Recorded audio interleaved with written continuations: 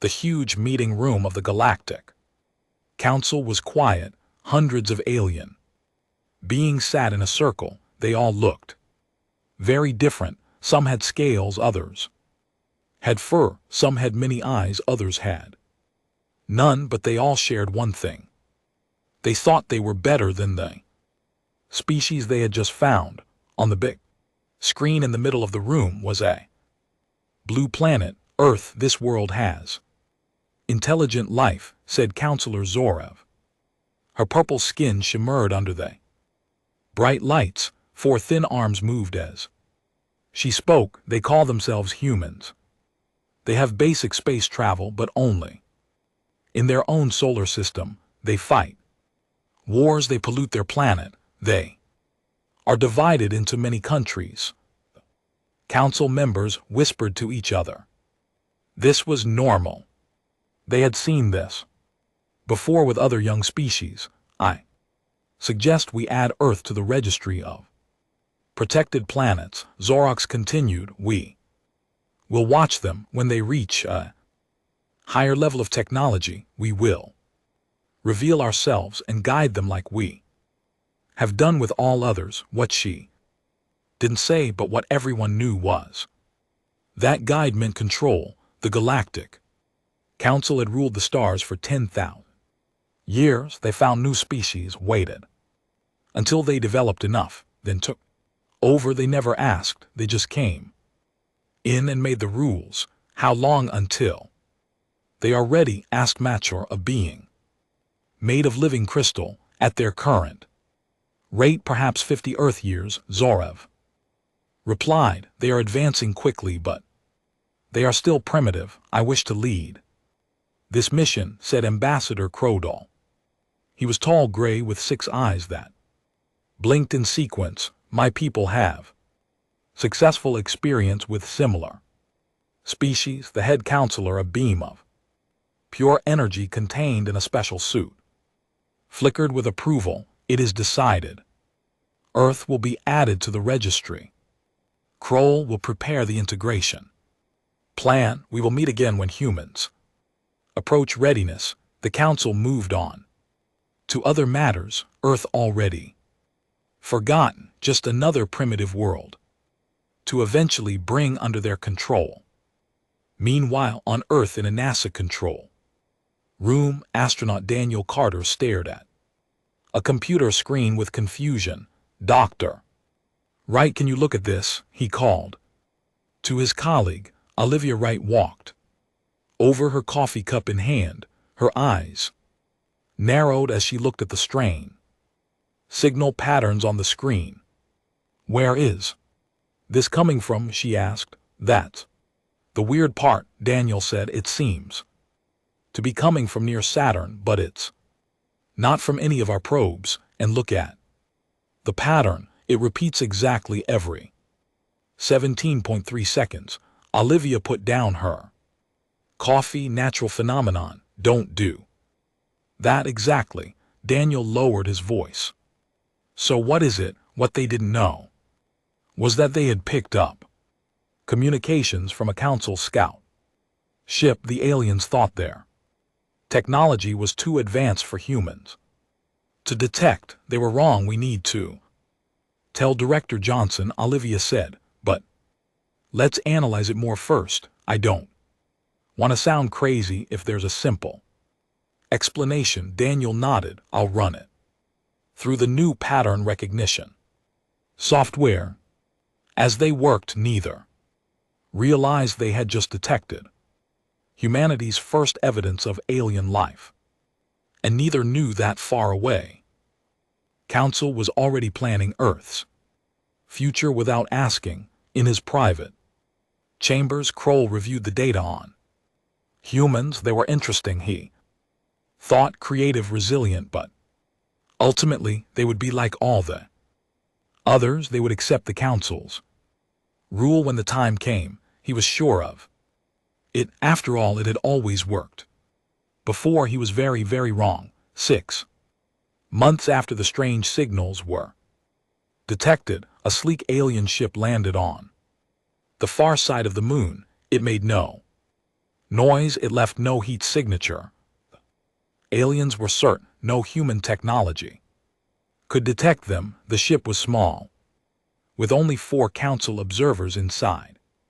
Their leader, Subcommander Vex Trill, had done this many times before on other primitive worlds. Set up the observation post here, he ordered. His skin was blue, gray, and his 3 eyes blinked in different patterns. Remember, complete silence. The humans must not know we exist yet. The aliens worked quickly, setting up devices that would watch Earth and listen to all human communications. They felt safe. Humans had only visited the moon a few times, and never this area. That same day, the U.S. Orion was approaching the moon. It was a new type of ship designed to test advanced propulsion systems. Commander Peter Nichols checked the instruments one last time. All systems normal, he reported to mission control. We're going to orbit the far side now. Communications will be dark for 22 minutes. Copy that, Orion, came the reply from Earth. See you on the other side. As the ship moved around the moon, something strange happened. A new sensor, one that had never been tested in space before, began to beep. That's weird, said Lieutenant Samantha Miller, looking at the screen. I'm picking up some kind of energy reading on the surface. Peter frowned. Nothing should be there. Could be a malfunction. I don't think so, Samantha said. It's consistent, and it's not like anything I've seen before. Peter made a quick decision. Let's take a closer look. Adjust our orbit to pass over that location. On the moon's surface, alarms went off in the alien base. Impossible, Vex Trill shouted. A human ship is approaching. Our cloaking systems should hide us from their primitive technology. The humans have some new device. Another alien said, checking the screens. It seems to detect the quantum field from our power source. Shut everything down, Vex Trill ordered. We cannot be discovered. But it was too late. The U.S. Orion was directly overhead, and Peter had made another decision. We're landing, he told his crew. Whatever that is down there, it's not natural, and it's not one of ours, sir. We should contact mission control first, Samantha suggested. Peter shook his head. We're still behind the moon. By the time we can contact them, we'll have missed our chance. This could be the most important discovery in human history. The Orion landed half a mile from the alien base. Peter and Samantha put on their space suits and stepped onto the lunar surface. Inside the alien base, panic spread. They're coming here. Vex Trill couldn't believe it. This isn't how primitive species behave. They should be cautious, afraid. We must leave immediately, another alien said. We can't, said a third. The humans would see our ship taking off. We must hide and hope they don't find us. But Peter and Samantha walked directly toward the base, following their sensor readings. When they saw the strange structure, they didn't run away in fear. They didn't call for backup. Instead, Peter did something that shocked the watching aliens. He walked up to what looked like a door and knocked. The aliens stared at each other in disbelief. This wasn't in any of their protocols. After a moment of confusion, Vex Trill made a fatal mistake. He decided to try to scare the humans away. He opened the door, standing tall in his alien form, expecting the humans to flee in terror. Instead, Peter smiled inside his helmet and said, "Hello, I'm Commander Peter Nichols of Earth. We come in peace and friendship." The aliens panicked. They rushed to their ship, accidentally dropping a data pad in their hurry.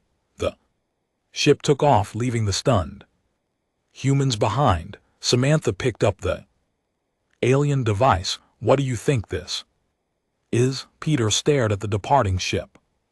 The beginning of something big, Sam. The beginning of something very big. 5 years passed since the encounter on the moon. The alien data pad changed everything for humanity. At first, many people didn't believe it was real, but as scientists studied it, the truth became clear. Humans were not alone in the universe. Dr. Laura Bennett led the team trying to understand the alien technology. She worked day and night in a secret facility under the Rocky Mountains. The government kept everything quiet to prevent panic. This is amazing, Laura said, pointing to a hologram that appeared above the alien device. These are plans for an engine that can travel faster than light. Her assistant Ryan Kelly nodded. But can we build it? We don't have the materials they mention here. Laura smiled. We don't need their exact materials. We just need to understand the principles.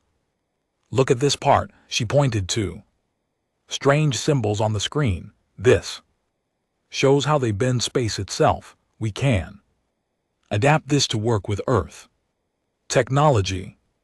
Across the globe, other teams worked on different parts of the alien knowledge. Countries that once fought each other now shared information. The whole world focused on one goal, preparing for whatever might come from the stars. In space on the large council ship, Crowdle received the report from Vex Trill with growing anger. You not only revealed yourselves, but lost a data pad. Kroll and LT Unk and GT's voice was cold. Do you realize what you've done? Vextril looked down in shame. Humans surprised us. They didn't act like other primitive species. Explain, demanded Kroll. They didn't hesitate. They didn't show fear. They approached us directly and tried to communicate. Vextril said, no other species at their development stage has ever done that.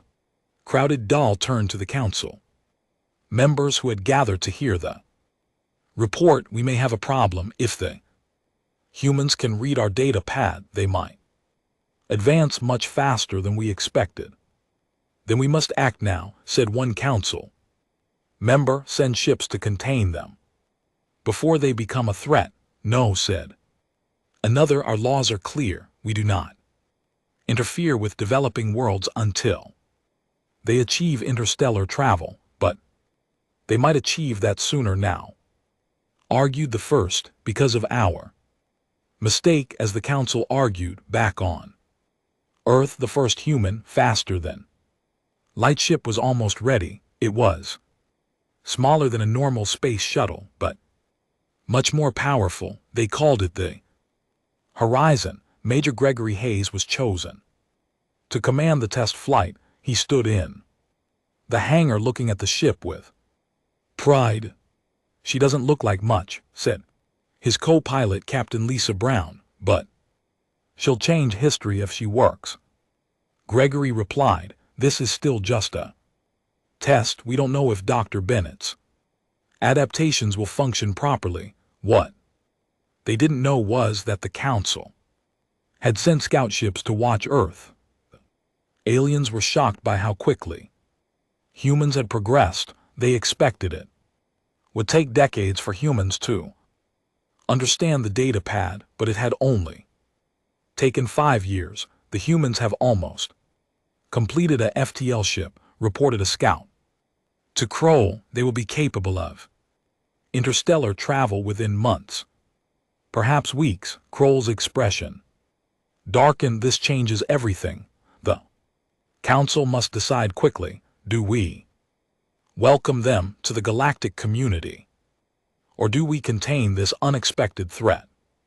In the silence that followed, no one mentioned the option that terrified them. Most what if humans couldn't be contained on Earth as the sun rose. Over the launch facility, Gregory Hayes prepared for humanity's first faster than light journey. The world held its breath, unaware that alien eyes were watching and that the future of humanity hung in the balance. The test flight of the Horizon was a complete success.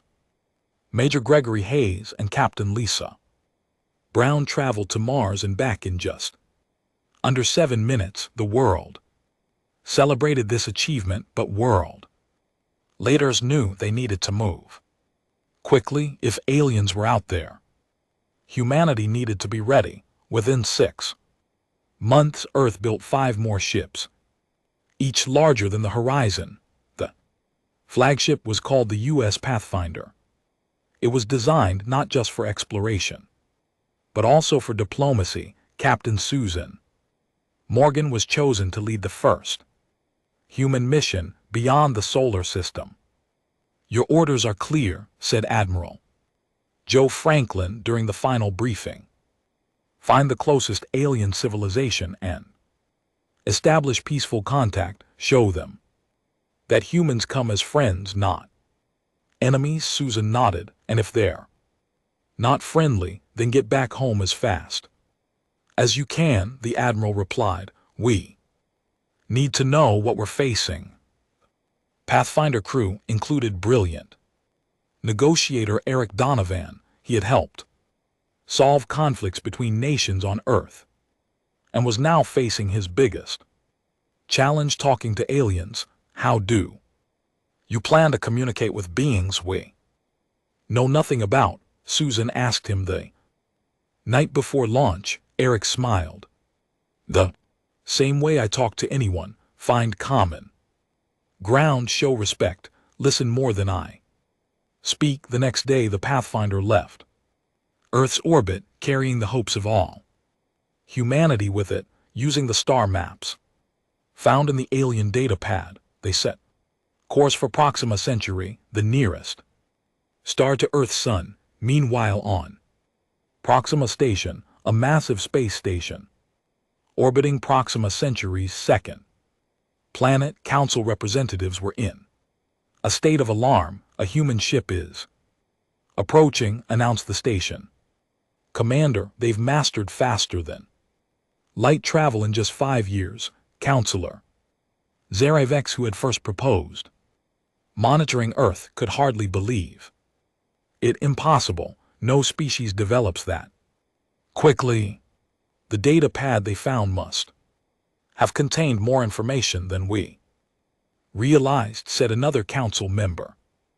"They're advancing too fast. We must control this situation." When the Pathfinder arrived at Proxima Centauri, they were surprised to find the huge space station waiting. Susan ordered a standard greeting to be sent on all frequencies. "This is Captain Susan Morgan of the U.S. Pathfinder representing Earth. We come in peace and friendship, seeking contact with our galactic neighbors." The council representatives were stunned. They expected humans to arrive timid and unsure, eager for guidance from more advanced beings.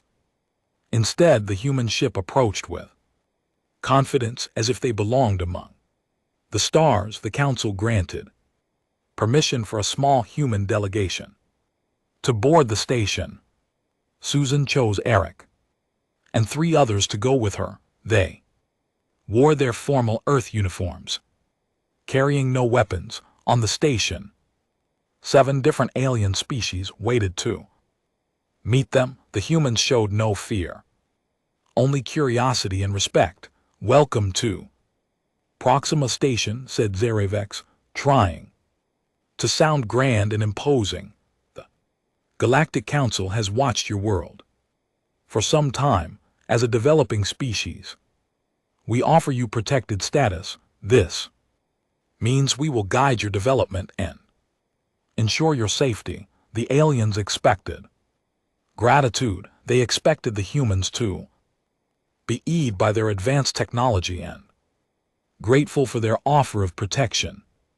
Instead, Eric stepped forward with a smile. Thank you for your offer, but Earth prefers to propose a different arrangement. We have prepared a treaty of mutual defense and trade as equals. We have much to learn from you, but also much to offer the Council. Representatives looked at each other. Shock. No newly discovered species had ever rejected protected status before.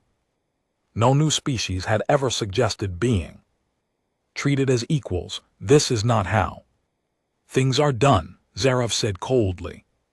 Susan's eyes narrowed slightly. Perhaps it's time for things to change. Human delegation returned to Earth with troubling news. The Galactic Council had rejected their offer of equal partnership. Instead, they gave an ultimatum: accept protected status or face isolation from galactic society. President Allison Campbell called a special meeting with world leaders to decide how to respond. They gathered in a secure room deep under the United Nations building in New York. They expect us to give up our independence, Allison said, her voice firm, to accept their guidance and control. In return, they offer protection we don't need and technology we're quickly developing on our own. The Russian president nodded. Their real fear is that we are advancing too quickly. They want to slow us down. What are our options? Asked the Chinese premier. We could accept their terms too. Buy time, suggested the British Prime Minister. Pretend to submit while secretly preparing our defenses. Allison shook her head. No, we won't start our relationship with the galactic community with lies. We either accept their terms honestly or reject them openly. After hours of debate, they reached a decision. Earth would neither submit nor retreat. Humanity would continue to explore space, develop technology, and seek peaceful relations with any willing species. President Campbell delivered Earth's answer herself in a broadcast sent to Proxima Station. Her message was short and clear. Humanity respectfully declines protected status. We will defend our sovereignty while remaining open to friendship with all peaceful species. The stars belong to everyone. The Council was stunned by this response. No species had ever directly defied them before. They must be taught a lesson, said one council member. Perhaps, said another, we are the ones who need to learn. This second voice belonged to Troll Khan, one of the youngest council members. Unlike most, he saw potential in humanity's independent spirit. Secretly, Troll Khan sent a private message to Earth. It reached Commander Richard Powell, who led Earth's new Space Defense Force. Not all council members see humans as a threat, the message said. Some of us believe the old ways must change. The council has ruled too long without challenge. If humans stand firm, you may find allies among those who also wish for change. Richard brought this message to President Campbell immediately. This could be a trick, he warned, or it could be our first real opportunity. Allison replied. Find out who else might support us. Look for other species who might resent council control. They soon discovered they weren't alone in their feelings. The Krell, known for their advanced engineering, had long been forced to share their innovations with the council while receiving little in return. The Nava, peaceful explorers with powerful telepathic abilities, were restricted in where they could travel and settle. Humanity began quiet talks with these and other marginalized species. None had dared to oppose the council alone, but Together there might be hope for change. Meanwhile, the council remained divided on how to handle the human problem. Some wanted immediate military action to show other species that defiance would not be tolerated. Others urged caution, pointing out that humans had advanced more quickly than any species they had ever encountered. If they can master faster than light travel in 5 years from studying a simple data pad, what else might they achieve? Asked Traukin during a heated council debate. Perhaps we should try to understand them better before we make them enemies. But his words fell on mostly deaf ears. The council had ruled for 10,000 years using the same methods. Most members saw no reason to change. Now they didn't realize that their biggest challenge wasn't humanity's technology or defiance, it was their ideas. The concept of true equality between species was spreading through the galaxy like wildfire, inspiring hope in some and fear in others. A storm was coming, and the council wasn't ready.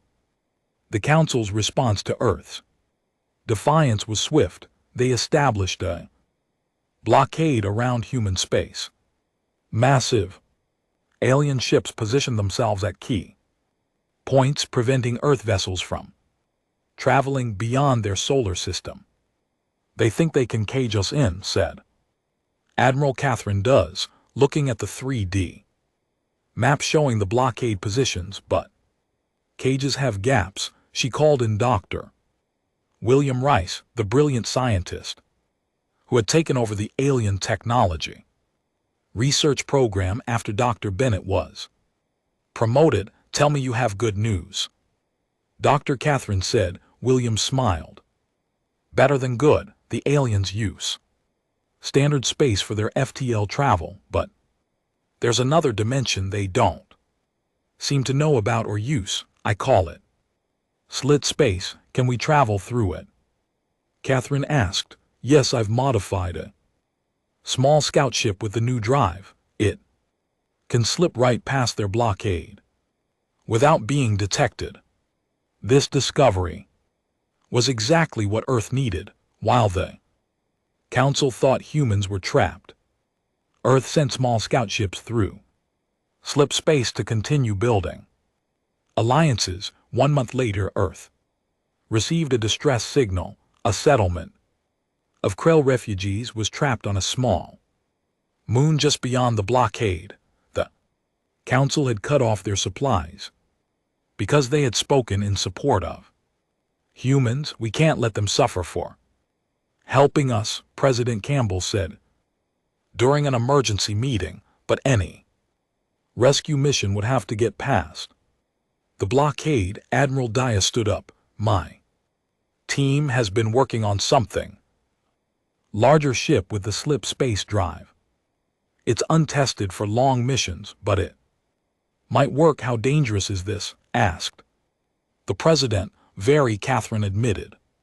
But these Krell are engineers. If we save them, they could help us improve our technology even faster. After careful consideration, President Campbell approved the mission. Admiral Does would lead it herself. The U.S.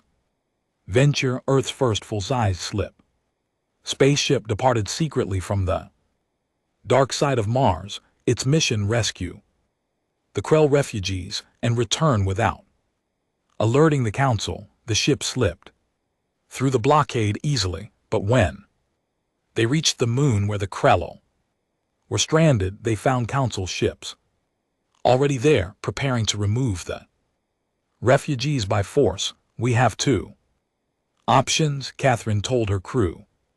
Retreat and maintain our secrecy, or reveal ourselves and save these people. Captain Ben Rodriguez spoke up.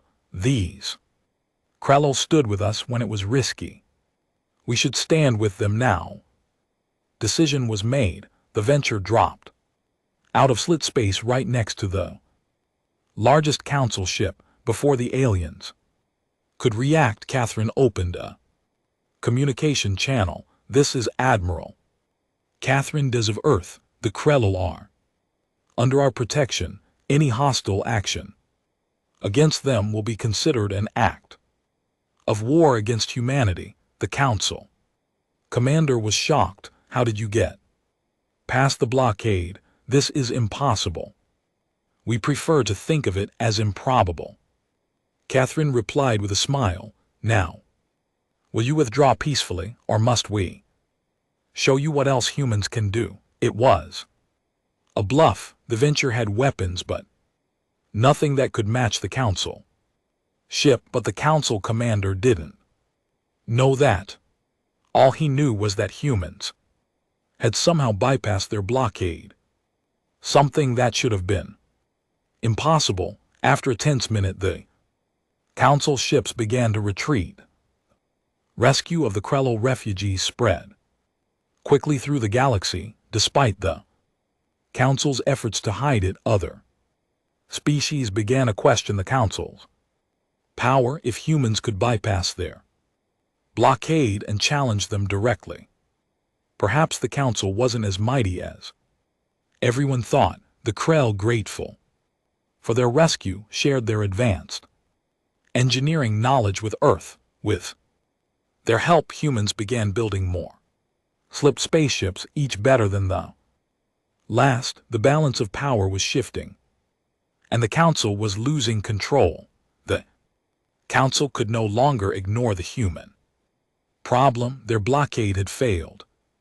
Their threats had been defied, and now other species were beginning to question their authority. Grand Admiral Selterac, the Council's military leader, decided to take matters into his own hands. His massive battle fleet jumped into the Alpha Centauri system without warning, where humans had established their first colony outside the solar system. These humans must be taught a lesson.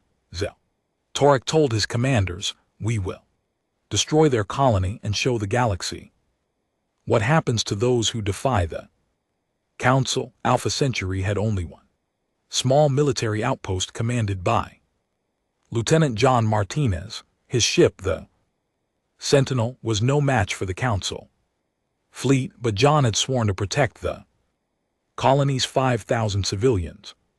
Send the emergency signal to Earth, John ordered his communications officer. Then, prepare to engage the enemy. Sir, the officer said, there are too many of them will be destroyed. John nodded.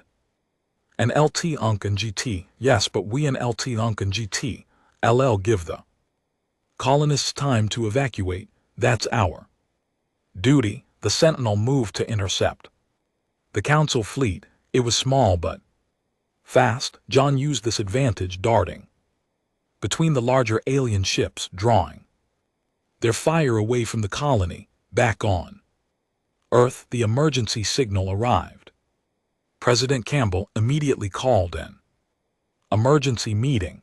Alpha Centauri is under attack, she announced. The Council has broken their own rules. They've attacked civilians without provocation or warning. Admiral Des stood up. The Sixth Fleet can be there in 30 minutes, using slip space, but even with our new technology, we're outnumbered. Send them anyway, the President ordered, and contact our allies. This is the moment of truth. As Earth forces raced toward Alpha Centauri, Lieutenant Martinez and his brave crew continued their desperate fight. The Sentinel took heavy damage, but kept fighting, keeping the Council ships busy while colonists escaped evacuation ships. When the Sentinel's engines finally failed, John made one last bold move. He set the ship on a collision course with the Council flagship and ordered his crew to the escape pods. Go, he told them. Tell Earth how we fought. Make them proud. John stayed at the controls, making sure the Sentinel stayed on course. The Council ships fired everything they had at the small human vessel, but it wasn't Enough, the Sentinel crashed into Gel, Tirak's flagship, causing massive damage. Minutes later, Earth's 6th Fleet arrived, led by Admiral Duz.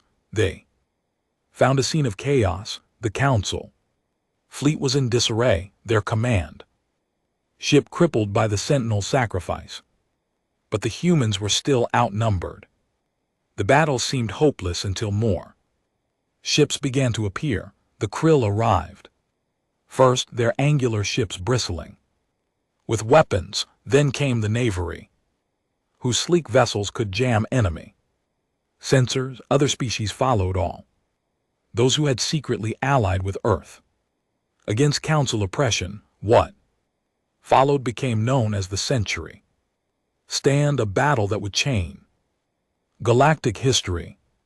Outnumbered but not outfought, the combined fleet drove the Council forces back. When it was over, Admiral Duz stood on the bridge of her ship, looking at the stars through a damaged view screen. A Krell captain appeared on the communication screen. The Council fleet is retreating, the Krell said. We have won this day. No, Catherine replied solemnly. Lieutenant Martinez won this day with his sacrifice. We just finished what he started. News of the battle spread rapidly through the galaxy. The mighty Council fleet had been defeated by humans and their allies, species that had feared the Council for thousands of years began to openly question their rule on the Council home world. Emergency meetings were called. For the first time in 10,000 years, the Galactic Council faced a real challenge to their power, and they weren't sure they could win. 5 years had passed since the battle of Alpha Centauri. The galaxy was a very different place now. The old Galactic Council no longer existed. In its place stood the Interstellar Cooperative, where all species had an equal voice. Today was the signing of the new Galactic Charter. Representatives from 87 species gathered on Earth, a place once considered primitive but now recognized as the birthplace of a revolution. Ambassador Nickel Foster, Earth's chief diplomat, looked out at the crowd in the United Nations Hall. Humans sat beside Krell, Navi, and dozens of other species. Even some former Council races had joined, those who had seen the wisdom of change before. It was too late. 5 years ago, Nickel began her speech. Humanity learned we were not alone in the universe. We discovered that a Galactic Council had planned to rule over us as they had ruled over others for 10,000 years. She paused, looking at the faces of the aliens who had once been enemies but were now friends. But the Council made a mistake. They thought that because our technology was less advanced, our ideas were less worthy, they expected us to bow to their authority without question. As others had done before, the hall was silent. Everyone knew this story, but it was important to remember how they had come to this moment. Instead, humanity showed the galaxy another way. Not rule by the strongest, but cooperation among equals. Not obedience to tradition, but openness to new ideas. Not conquest, but friendship. Nicole lifted the document before her. The new charter established principles that would have been unthinkable under the old Council. Sovereignty for all worlds, mutual defense, shared technology, and free movement between systems. By signing this charter today, we commit to a new beginning, one where no species claims superiority over another, where the strong defend the weak until they grow strong themselves, where knowledge belongs to everyone. One by one, representatives came forward to sign. The Krill, whose engineering skills had helped build the new cooperative, headquarters in orbit around Earth, the Navarre, whose wisdom guided the writing of the charter itself, and many others, who had risked everything to stand with humanity against oppression. Not everything was perfect, of course. The most hardline council members had retreated to the far edges of the galaxy, intelligence reports suggested. They were building weapons and plotting revenge, but that was a problem for another day. After the ceremony, Nishal stood with President Campbell, watching the alien delegates mingle with humans at the reception. Did you ever imagine this when you sent that first message defying the council? Nickel asked. Allison smiled. Honestly, no. I just knew we couldn't surrender our freedom without a fight, and now look at us, Nickel said. At the center of a new galactic civilization, on the other side of the room, Captain Frank Sullivan was speaking with Jor-El, a scientist from a species that had been among the first to ally with Earth. They were discussing the new joint expedition that would soon launch. The Pathfinder I will be ready next month, Frank said. Our mission is to explore beyond known space to find new worlds and new species. Jor-El's 4 eyes blinked with excitement. Under the old council, such exploration was restricted. They feared discovering species that might threaten their power. Now we explore together as equals. As the celebrations continued, a small memorial stood in one corner of the hall. It showed a hologram of the Sentinel, Lieutenant John Martinez's ship. Beneath it were the words, "They expected us to submit. We chose to stand." That simple phrase had become humanity's motto in space. It reminded everyone that freedom was worth fighting for, and that even the oldest powers could be changed by those brave enough to challenge them. The galaxy would never be the same again.